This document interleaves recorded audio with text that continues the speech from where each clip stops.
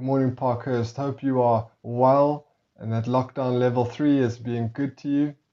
And before we head into worship and the word, I want to encourage us by reading a Puritan prayer.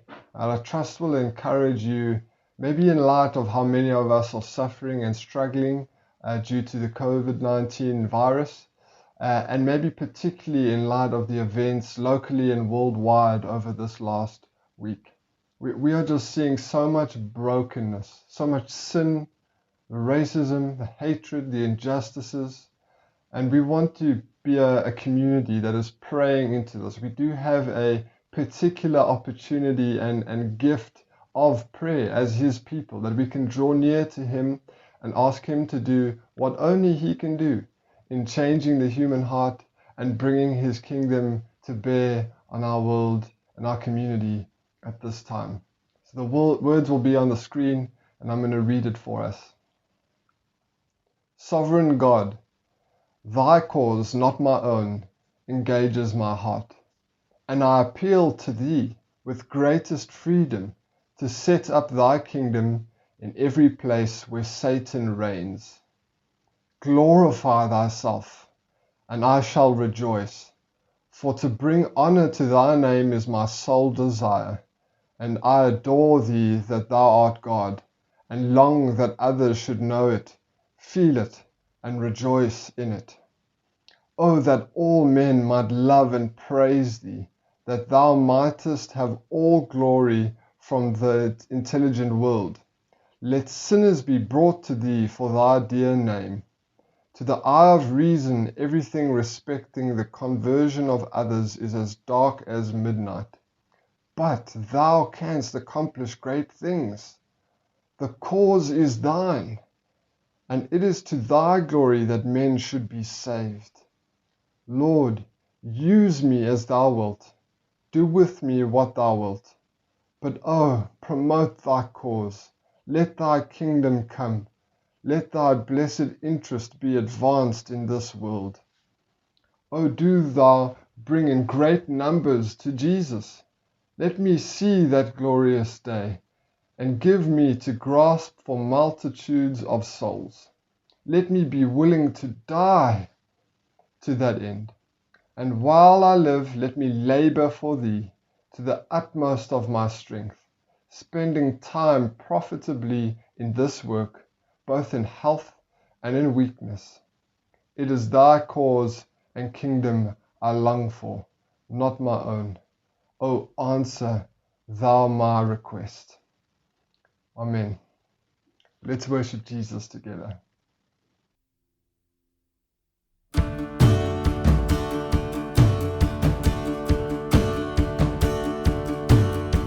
The King of all creation set aside His crown, a servant to the Father's love, descended from the throne above, author of salvation, giver of new life, crucified to pay for sin, my righteousness was in the name of Jesus.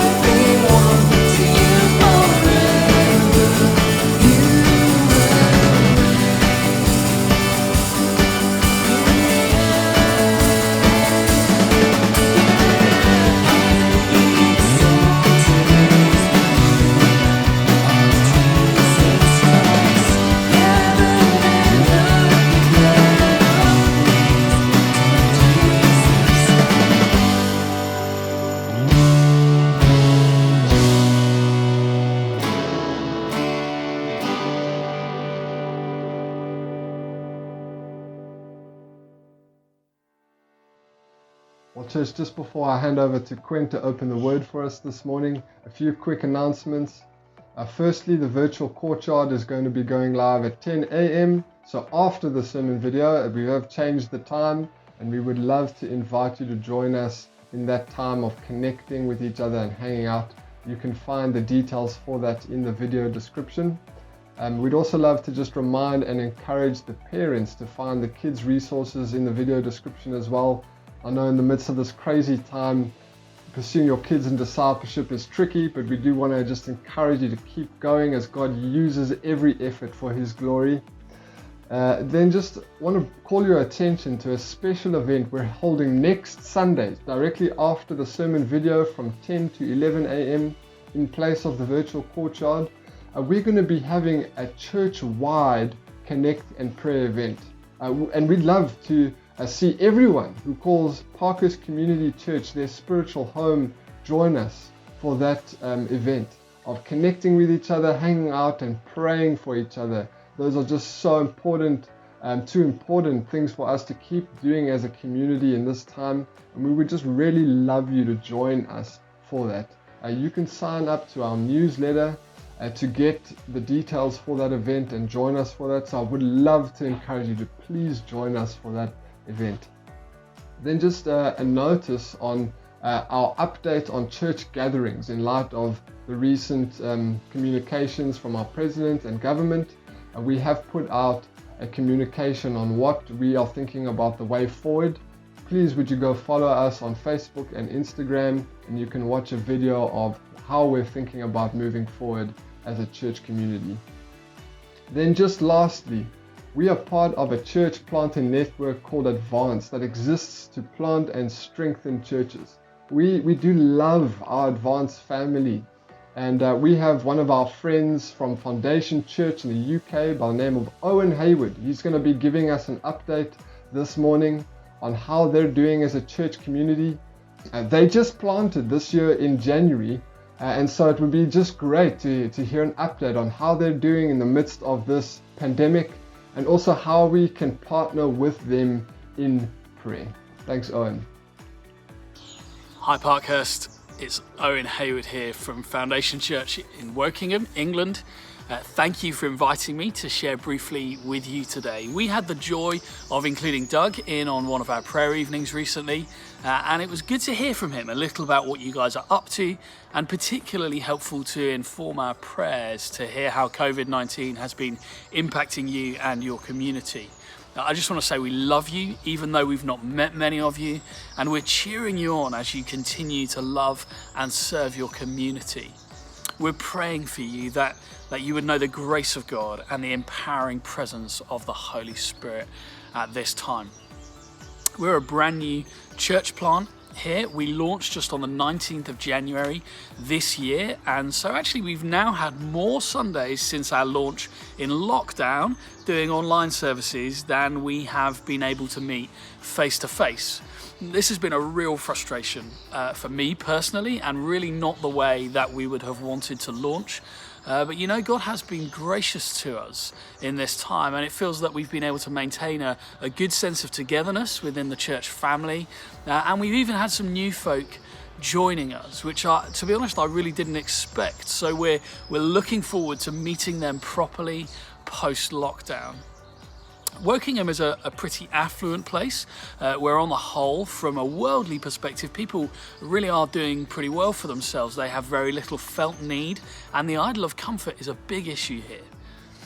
So even though the impact locally has been low compared to many places around the world and even elsewhere in the UK, coronavirus has shaken people here. It's rocked the God of comfort and caused people to begin to question where their security is.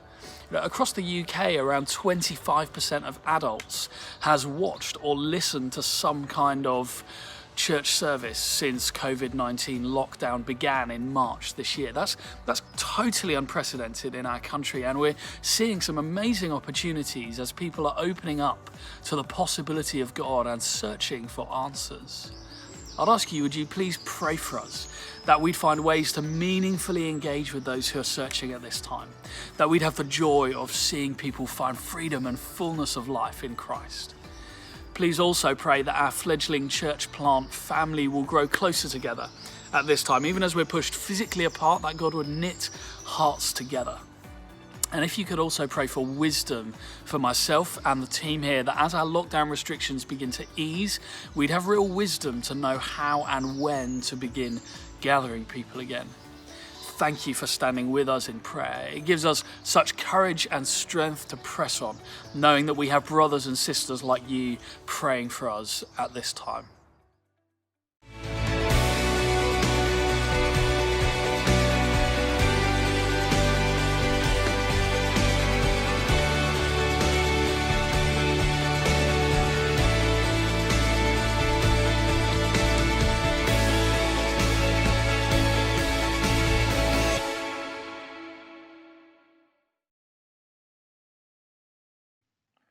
Good morning, Parkhurst Church, and thank you, Owen, for those words. It's exciting to know that we're in a movement and a family of churches that are seeking to advance the gospel around the world. And so let's be praying for them as they've planted and finding their way, and we just want to see God at work in their community, in their church, bringing many to faith. Let's keep them in their prayers and just stand with them with their church. Today we are again still in the book of Ecclesiastes, in this journey of Soloman of trying to make sense and purpose and meaning in life.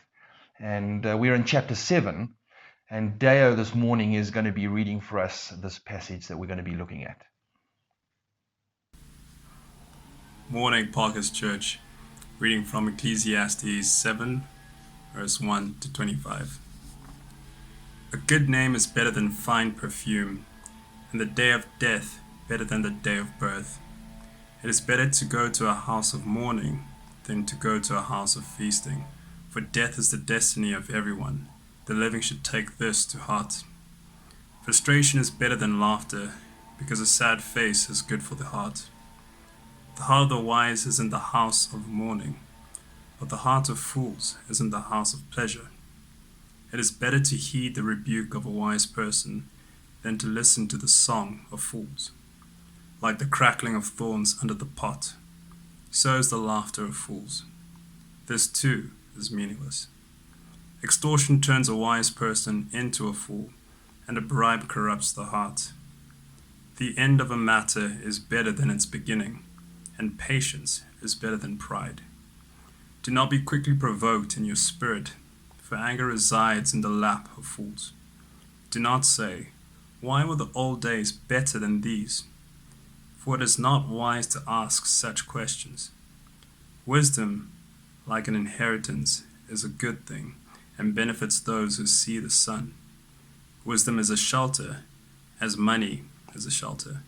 But the advantage of knowledge is this: wisdom preserves those who have it. Consider what God has done.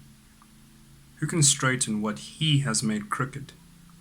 When times are good, be happy.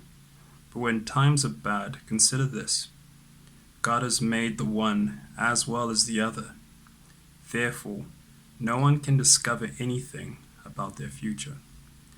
In this meaningless life of mine, I have seen both of these: the righteous perishing in their righteousness, and the wicked living long in their wickedness. Do not be over-righteous, neither be over-wise. Why destroy yourself?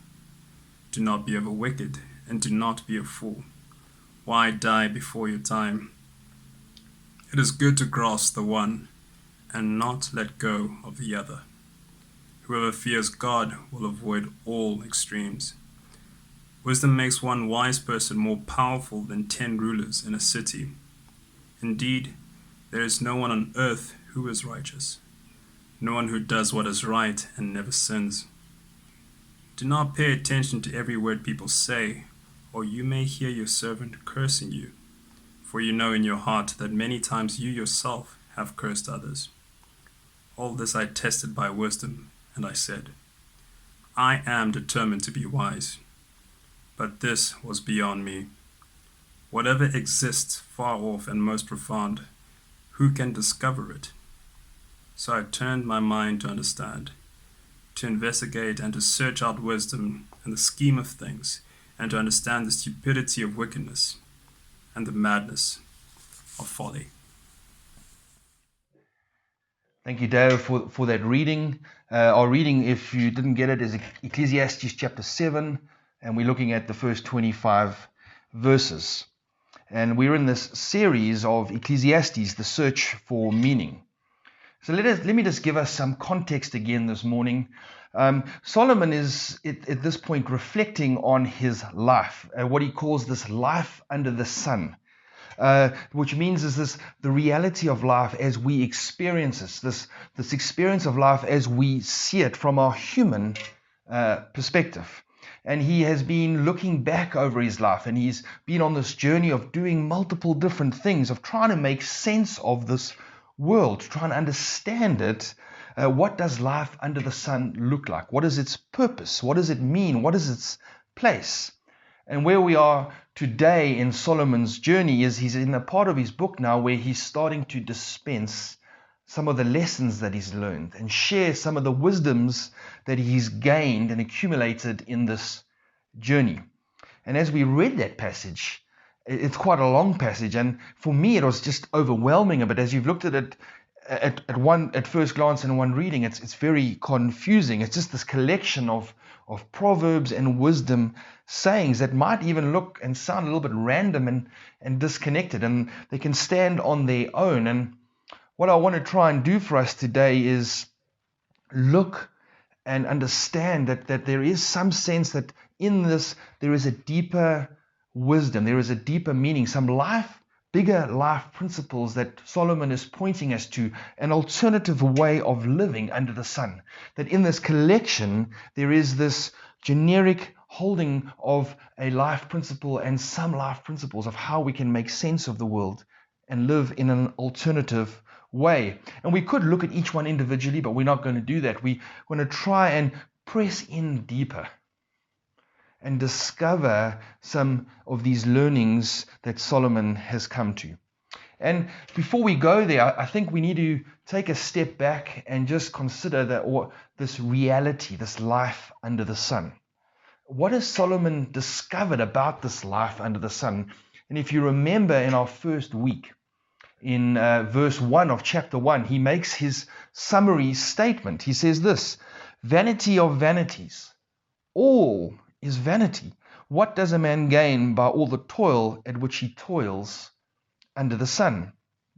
What do we gain from all our efforts in this life, on all our labors?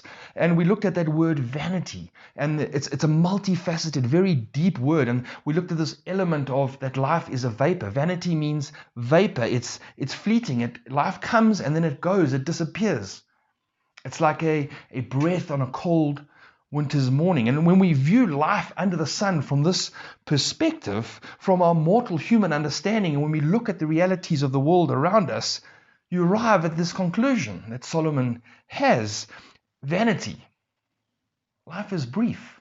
Like, where is the purpose and meaning in it? If I come and I just go, all the things that I've achieved disappear. People don't even remember. It's all gone. And this is the reality that Solomon is grappling with, this life under the sun as we know it and see it and experience it. But what I want us today is to look at another dimension of this word vanity, of what Solomon in his reflections is really trying to grapple with. It's this understanding of vanity in this sense. It's this unknowability of life that we are limited with.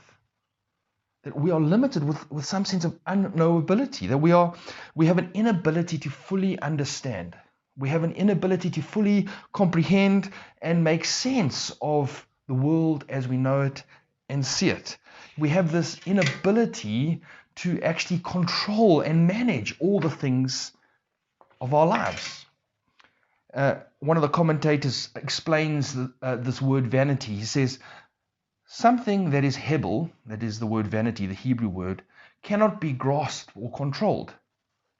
It may refer to something that one experiences or encounters for only a moment. There's the vapor, there's the fleetingness of our lives, but it cannot be grasped, neither physically nor intellectually. We cannot understand it. We cannot get to grips with it fully and completely. We cannot control it. And what Solomon is saying for us is that when he's been faced with the realities of his life, when he's looked at the things that he's experienced and he sees what's happening around him, he doesn't fully make sense of it. He cannot fully comprehend it or explain it. Why do things happen the way they happen? Why has this happened and not that happened? There is this unknowability of the world he's coming to understand. And often in the sense of why this word is translated as frustration, it says there's a frustration, there's this vanity. It's because things seem unjust. They seem wrong, they seem unfair. It seems to be without purpose or without reason. And he gives us an example of how he's come to this conclusion in part of his struggle over this life under the sun in verse 15. He says, in this meaningless life of mine, the word meaningless there is the same as vapor. He says, in this life of mine that I've struggling to comprehend the realities that I'm seeing, I've seen both of these, he says. A righteous man perishing in his righteousness, and a wicked man living long in his wickedness. And in this sense here, he's speaking of righteousness, not in a moral, ethical sense, but of a rightness and a just cause sense, that something is right. And what he's saying is, like in a legal case, he says, I've seen people who are right. I've seen people who are just and have the right cause, but they've lost their case. And the wicked person who is wrong has won. Life, you see what he's saying? Life doesn't make sense. It's a vapor. That the wicked are flourishing and the just are perishing. And it's beyond my control. And it's beyond my understanding, and I don't know why. Life is a vanity. Trying to comprehend all these things. Now, if we take a moment to pause right now and take a step back and reflect upon life under the sun. If we look at the world this morning, at the world this week, and at the world this year, there's a sense that you can begin to feel and identify with what Solomon is saying, is trying to make sense of all of this. This vanity, he says, in the world around us. If we look at this week in America, the senseless killing of George Floyd, the unjustness of it, it's like, why would someone do that? Why would God allow that? It doesn't make sense, and we just see the depravity and the wickedness of it. And you're left with trying to comprehend and understand that people would do this, and these systems and these things exist and they happen in the world. And the resultant outpouring of emotion and response and the destruction and the anger that has been coming out is, again, what is that? It's people trying to make sense of what they've seen and expressing themselves. There's this grappling with and this grasping of this reality that they're experiencing and they feel so deeply. And we're seeing it spill out onto the streets. We're seeing it influencing and affecting the worlds that we live in. This is what Solomon is speaking of. It's like we're trying to make sense of this world. And it seems so unjust.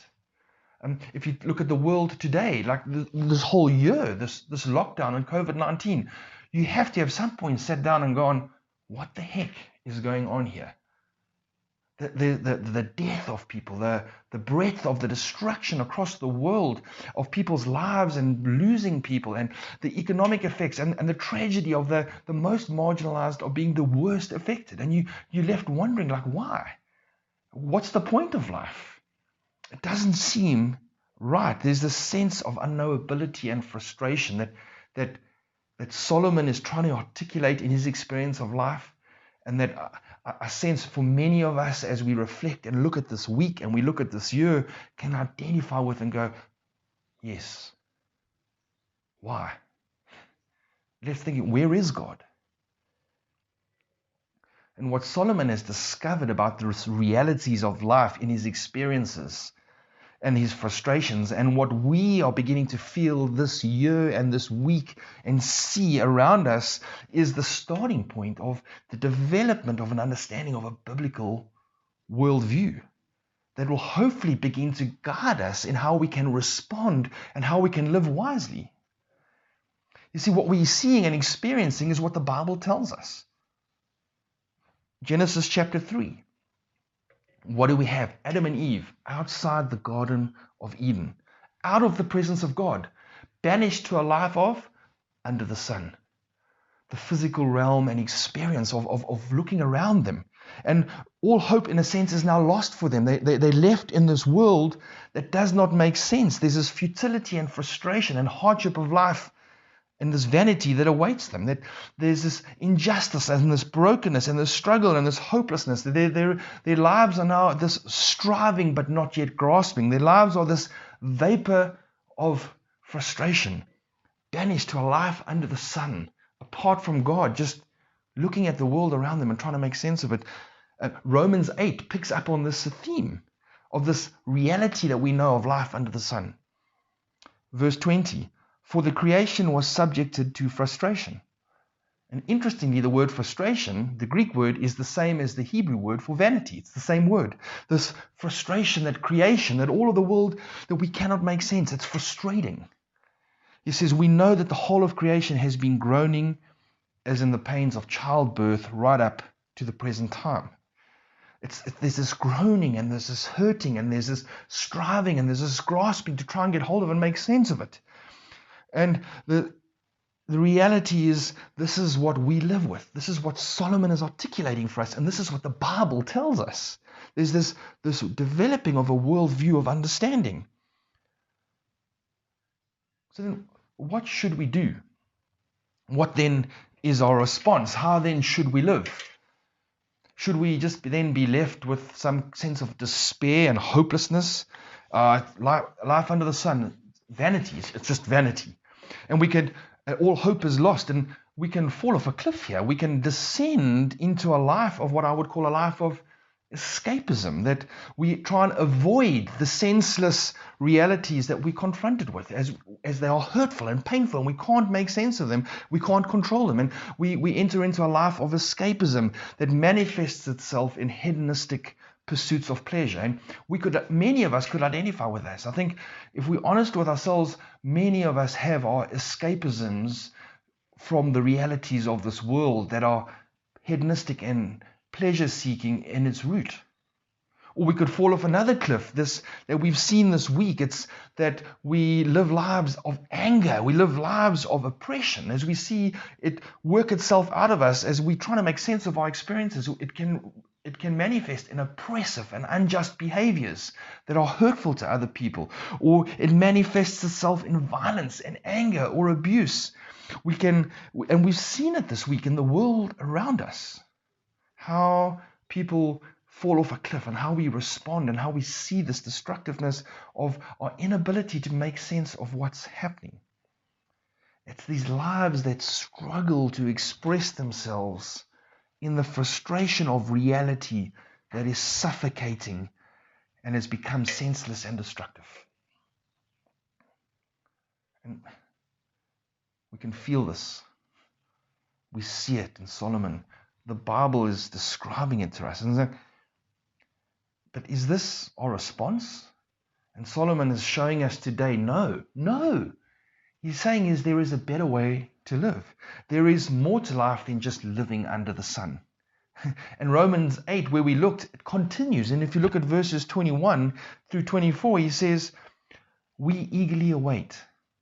In hope, there is a hope that creation itself will then be liberated from its bondage to decay and brought into the glorious freedom of the children of God. There is a hope that God is at work, that this reality of under the sun isn't all that there is, and there is a God and He's at work and He's liberating now and fully into the future, that we would be brought out of this into His presence as His sons and daughters. We wait eagerly for our adoptions as sons, the redemption of our bodies.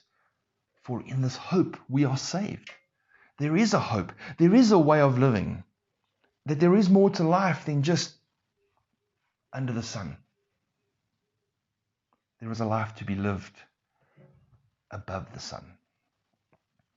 And we should take this to heart. And Soloman wants this to begin to shape us and to inform us and to lead us to navigate and make sense of this world. And that leads us into his first principle that I think he's wanting to teach us. It's a rather cheesy way of saying it, but I call it the better than principle. he's saying is there is a better way to live. And there is a way that's better than principle is to choose wisdom rather than escapism, to put some handles on it so we can understand it. He's saying is we should choose wisdom, godly wisdom, biblical wisdom, the revelation of God. There's a way of living at a base principle of wisdom is better than escapism, and we should pursue wisdom, and in fact we should be pursuing godly wisdom. And part of that wisdom of choice is to understand that this isn't all that there is. So this better than principle, choosing wisdom over escapism. So what does he do? In the first 6 verses of chapter 7, he contrasts 2 types of people. He contrasts 2 types of ways of living. And constantly he says, one is better than the other. It's better than. It's better than. And the first person, or the first way of living is the way of wisdom. The wise man, he says, the way of wisdom is that you consider the realities of life under the sun. You look at them. And he gives us the example of death. And you look at death and its implications. And you allow that reality to begin to shape you in the right way and how you think and live and act. The wise man, the wise way, looks at death and allows it to shape him. He says, but there is the way of the escapism, the way of the foolish. What do? They don't look to confront that reality. He says you can choose to avoid that reality. And in this example, Soloman says it's a hedonistic pursuit. And he uses examples of pleasure, of parting, that we avoid the realities and we escape in pursuits of pleasure to find and make sense, a purpose and a meaning of this reality. Look what he says, verses 1 through 2 and 4. The day of death is better than the day of birth. It is better to go to the house of mourning. That is, it's better to go to a funeral than to go to the house of feasting, meaning than to go to a party. He says, for death is the destiny of every man. That's the reality. There's death and there's destruction. And the living should take this to heart. And we should take it to heart. The wise person would consider this.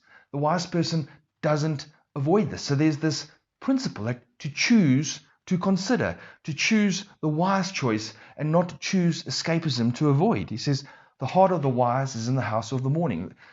You're at the funeral home. And the heart of the fool is in the house of pleasure.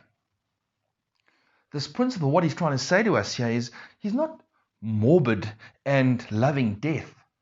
Of course, we love life more than death. But what he's trying to say is, let death be your teacher. Let it bring your life into focus. See, what happens when you're about to die? All the things that don't really matter, those things that you've spent a lot of time and energy on, suddenly become pointless.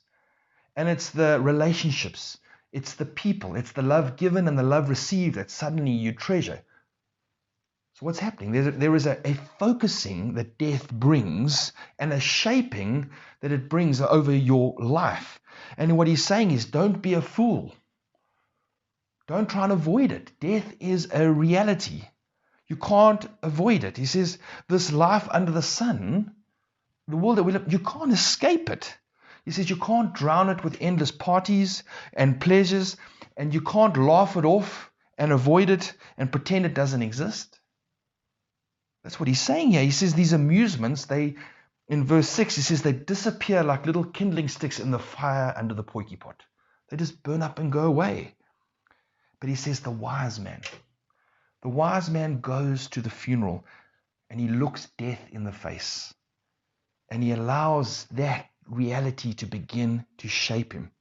How do I live now in the light of my coming death? How I live now determines my eternal future. That this isn't all that there is. Who do I love? How do I love? What do I value? What am I investing in? In verse 5 he says, rather now receive the rebuke of the wise man than listen to these songs of these fools in the houses of pleasure. Your life depends on it, he's trying to stress for us. That there is more to life than this. And Soloman has previously concluded in chapter 3 that we have eternity set in our hearts.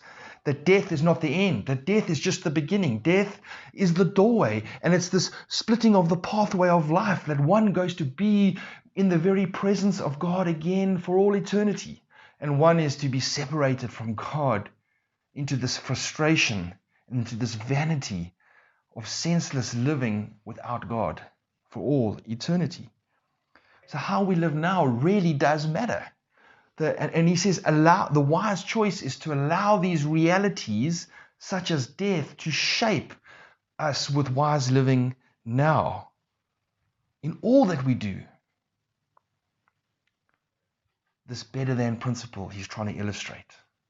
That there is a better way to live. There's a way to choose wisdom over escapism. There's a way to look at the realities of this life and to choose wisdom in them, and rather than try to avoid them in pursuits of your own pleasures.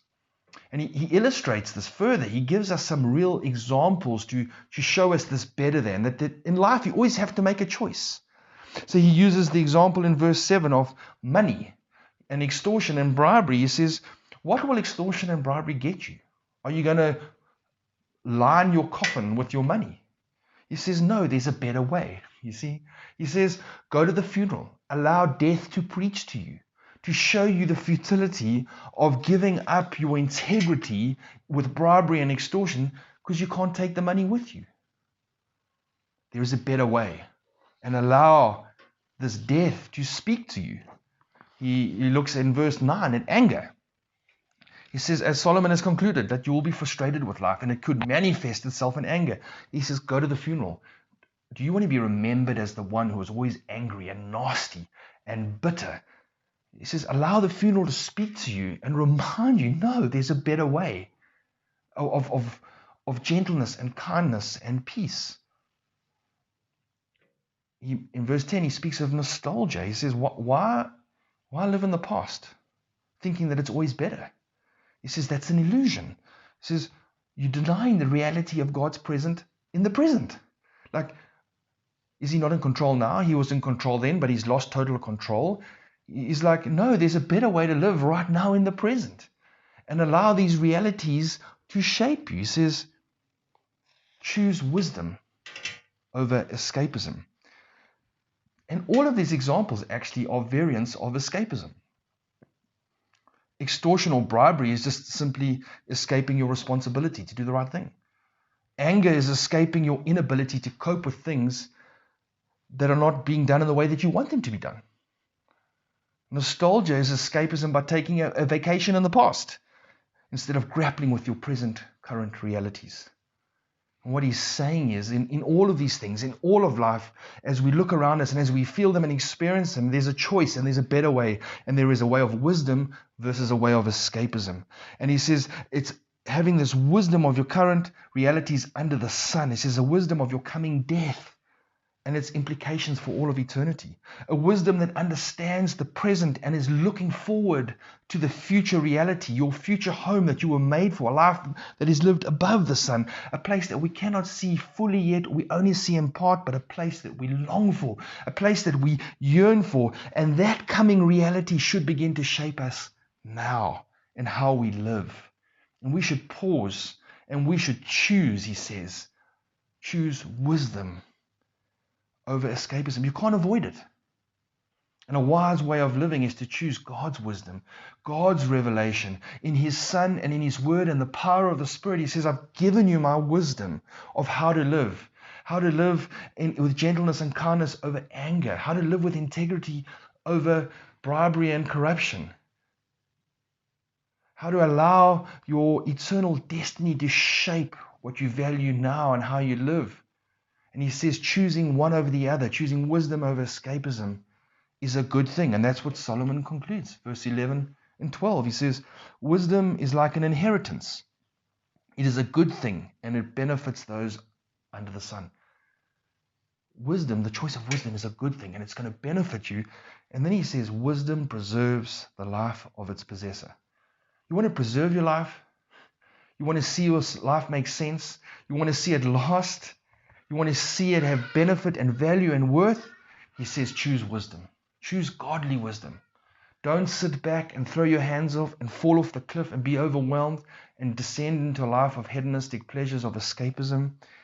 He says the preservation of life comes in looking at these realities with the wisdom of God and allowing them to shape you with this understanding of how the world works.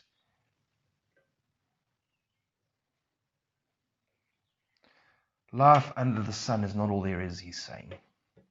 There is a life above the sun, and that reality should begin to shape us now.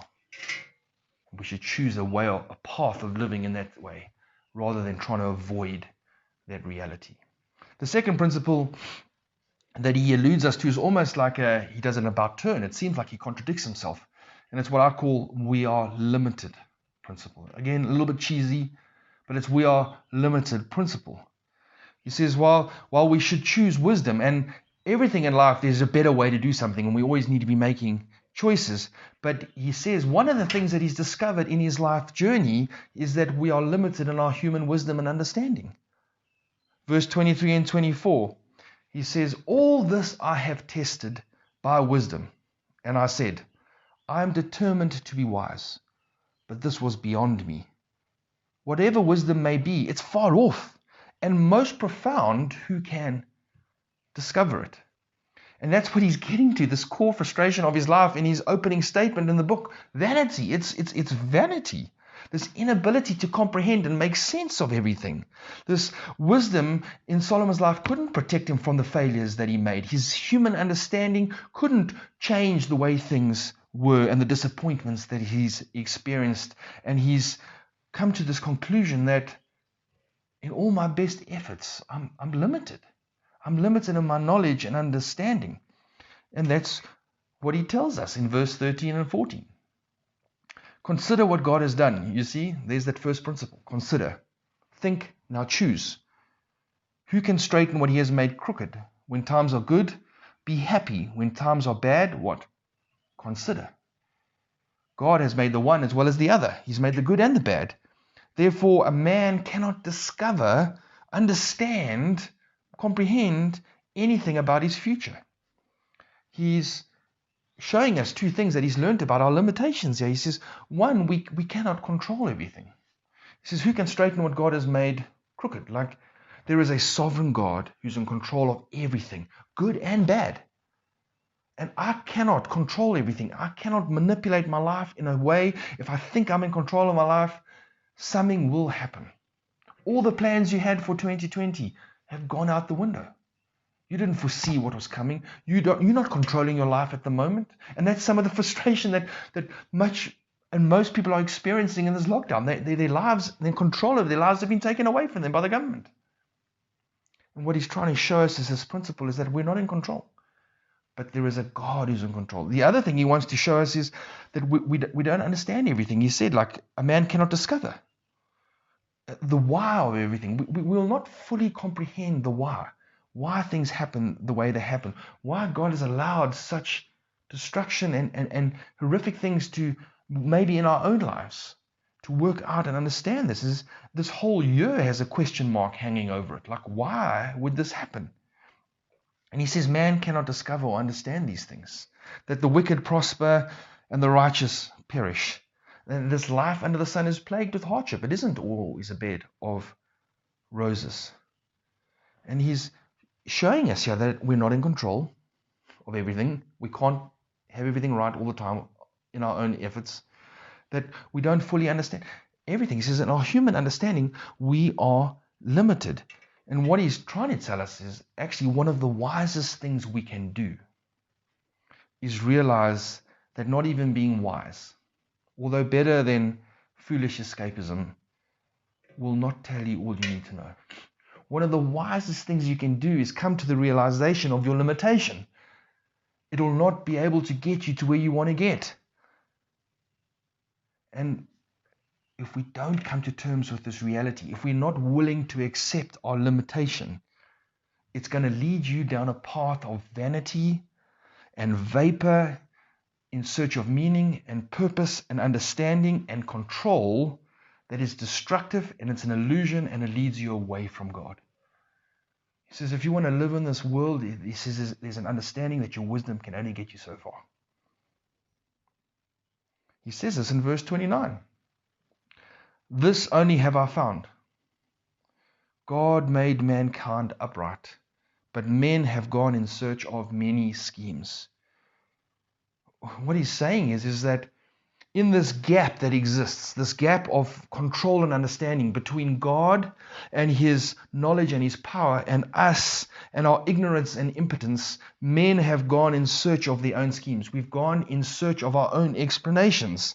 We've gone in search of our own ways of living to make sense of what this reality is, and it's led us down paths of foolishness, of escapism that has led to destructive alienation from God. And he says we need to come to the realization that this gap cannot be filled by us. And the sooner we come to the realization of our human limitations in our own wisdoms and understanding, then we truly begin to live. You see, wisdom can never, our own human wisdom and understandings can never achieve the kind of control that we want over our lives and the outcomes that we desire. Wisdom itself cannot save us. While we can know many things, and there are very clever people, we can know many things truly and deeply, but we can't know all things completely. And this world is twisted. There's something about it that every heart is affected that we only see in part. And again, Solomon points us to that in verse 20. He says, there is not a righteous man on earth who does what is right and never sins. He says, we're broken by sin. We're fractured. Like we cannot do all this right. We cannot make sense of it all. We cannot make the right choices. And we don't know the right paths, because we are sinful. There's not a righteous man. This world has been fractured and it's in birth pains, groaning for liberation. And a word of wisdom, he says, is while we need to make the right choices, we need to choose God's wisdom over escapism. And he says, when you realize that you are limited in your own understanding, it prevents you from going down the path of escapism and to choosing the path of godly wisdom as he's revealed to us through his Son and in his word. So if we are limited in our understanding and we can't comprehend and make sense of all this, where does it leave us then? See, our only hope then is the perfect righteous one. Our only hope then is the one who knows everything. It's the holy and the powerful and the perfect and the just and the good God. He is then our only hope. See, the sovereign God of all eternity, holding everything in his hands, the beginning and the end, life and death, righteousness and justice. The gap that exists, this human limitation that Solomon is exclaiming and pointing out to us, this vanity of all vanities, should and ultimately push us to God. And that's where Solomon lands. In verse 18, the man who fears God, he says, avoids all extremes. What he's saying is once we embrace this fact of our sinfulness, of our brokenness, of our limitation, of our human understanding and our ability to control, and that our own schemes and our own explanations are insufficient to make sense of this world and to lead us into paths of righteousness, to lead us into paths of life that last forever and that ultimately cannot save us, only then can we begin to embrace this better way of living, this way of wisdom over escapism. It's a wisdom that confronts the realities of life with the truth. It's a wisdom that knows enough to lead us to fear God. It's a wisdom that looks death in the face and allows it to be shaped by this reality.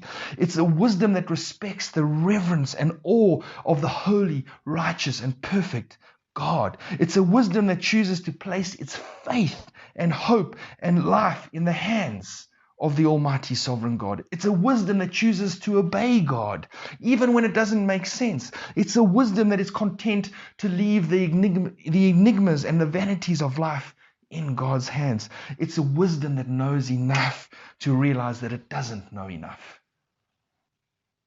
And the only option we have, Solomon says, is to fear and obey God in faith.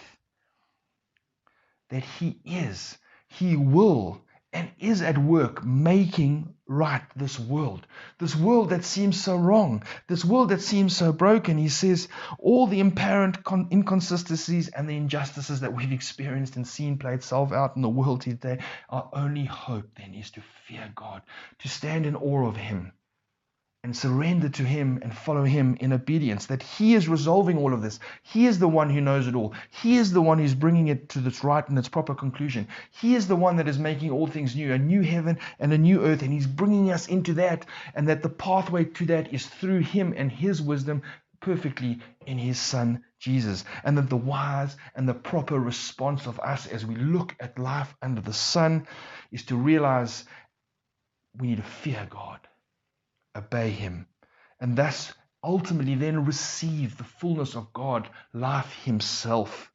The very thing that we spent our lives trying to comprehend and grapple comes to us through faith and obedience and fear and awe and wisdom of who God is. And Solomon, that's what he's saying to us, is life lived under the sun only doesn't make sense. We cannot comprehend it. There is a better way to live, and it's the way that chooses the wisdom of God, the righteousness of God, over the avoidance and the escapism of the realities that we know. And the secret in that is to realize that we are limited and we are unable ourselves to get ourselves to the end, and that we respond in faith and trust in the righteous and good God who is at work over everything, to give ourselves to Him. Let's pray. Heavenly Father, we thank You that You are a good God, that You are a holy God, that You are a righteous God, that You are the eternal, all-powerful, sovereign God, that You are in control of everything, that the world seems out of control, but this is not all there is, that You haven't left us to our own devices, that You are reconciling, that You are redeeming, that Your redemption plan has come and is at work and will be brought to fruition, and that we get to live now with this hope that You have revealed a way of living to us through Your Son Jesus in Your word, that we can respond to You in reverence and awe and fear and obedience to You at the coming realities of what You're going to do. And then we can be liberated and set free, and to live fulfilling lives of purpose and meaning that last forever in Your very presence. And would Your grace extend to us this morning in a world that is broken, in a world that is hurting, and many cannot see the sense or comprehend the injustices. And Holy Spirit, would Your grace abound to us this morning? Would You bring healing? Would You bring salvation? Would You bring peace? Would You bring light in the darkness? Would You bring hope in the lostness? And would You open our hearts to Your wisdom, to Your way? It doesn't make sense to us right now, but that You would bring Your power of Your Spirit and of Your word into every scenario, into every moment in this suffering world that we are experiencing this year. That we would rejoice with You, that there is a hope that is found in You. Amen.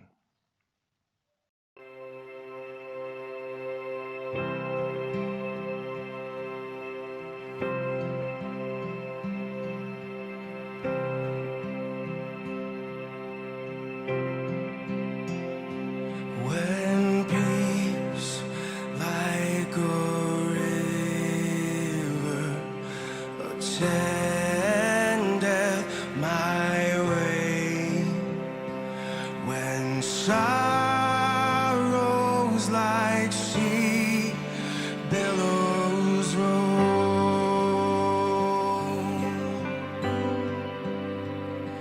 whatever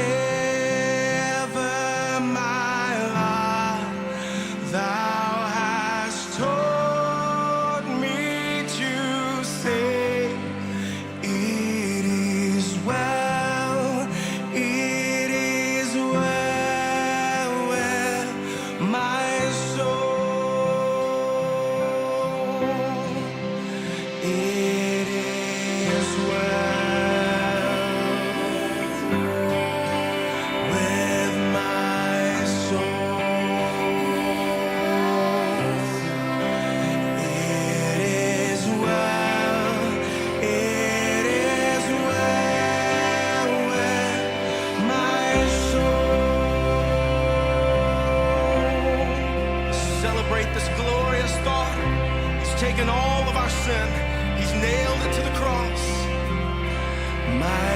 sing, oh, the bliss of this glorious thought. My sin not in part, but the whole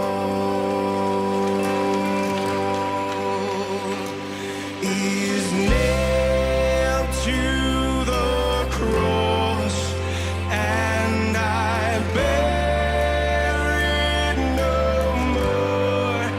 Praise the Lord, praise the Lord, oh my soul. It is well with my soul. It is well, it is well with my soul.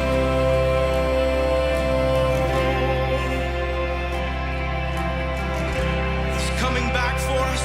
He's coming back. And Lord, haste the day when my faith shall be sight. The clouds be rolled by as a scroll.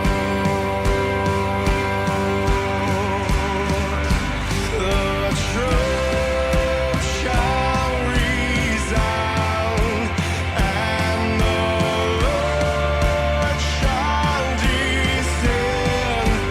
Even so, it is well with my soul.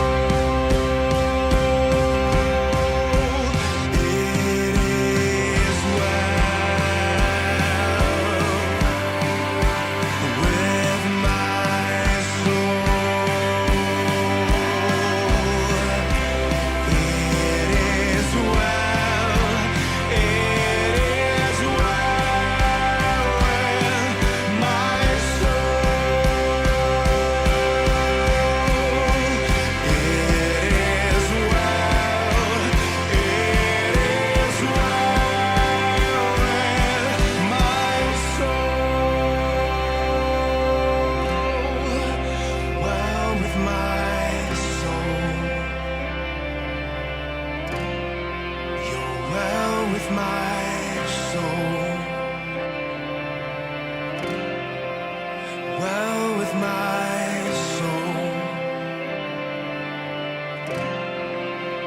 well